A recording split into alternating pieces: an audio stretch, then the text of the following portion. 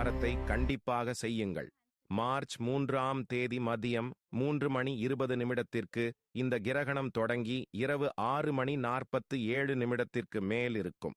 ஆனால் நமக்கு மாலை 6:10 முதல் 6:47 வரை மட்டுமே சந்திர கிரகணம் தெரியும்.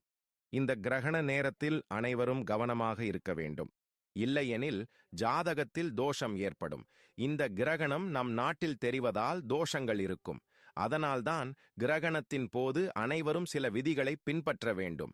அனைவரும் கிரகணம் தொடங்குவதற்கு முன்பே காலையில் துளசி இலைகளை போடவும்.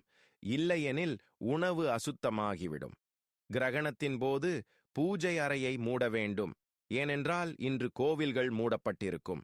கிரகணத்தின் போது கடவுளின் படங்களை தொடக்கூடாது.